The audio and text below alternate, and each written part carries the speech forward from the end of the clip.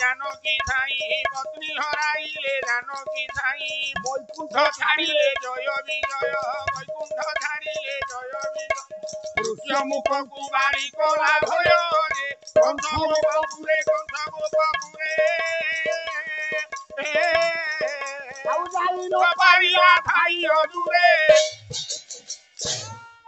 सारे अभिशाप पाइथिले किए ना दशरथ पुत्र देखिले नहीं किए देथिला अभिशाप आमे समस्त कहूचे दशरथ को अंधमुनि अभिशाप देथिले सिंधु राजा सिंधु नरेश तांको आखि दीटा अंध वास्तव रे तांको ना अंध नहीं आज्ञा तांको आखि दीटा होची अंध ताल तांका ना कोन अंधमुनि को नाटा कौन आज्ञा गर्गवतु रामायण न्याय अनुसार माँ अंधमुनि को ना हूँ दिलीपी स्त्री ना हूँ सिलीपी मन रखु बापा मान यहाँ हूँ गर्गवतु रामायण न्याय अंधमुनि को ना दिलीपी स्त्री ना सिलीपी किंतु ए बापा बृहत नारा ए बृहत नारदीय संहिता कौन कहले ना अंधमुनि को ना हूँ राजा शांतनु नारदीय संहिता कहले अंधमुनि को ना राजा शांतनु रानी को ना हूँ प्रज्ञा देवी आपण माने मोबाइल नेट रे मारी दियंतु निश्चित बाहर राजा अंधमुनि को ना हूँ अंधमुनि को ना हूँ शांतनु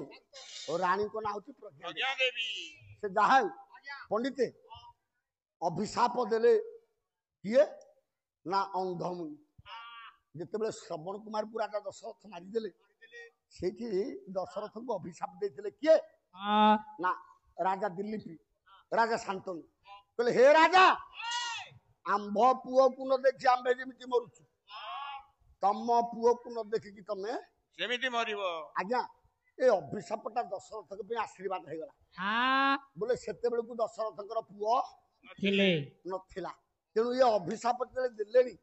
दशरथ भाविले मोर पुओ निश्चित तेणु मो पुओ निश्चित हम ये अभिशापटा आशीर्वाद हो जाइछि दशरथ पुत्र देखिले ना पत्नी हराइले जानकी साई रामचंद्र स्त्री हरा हो गले आज्ञा आमे 4 दिन 5 दिन पाला हो गला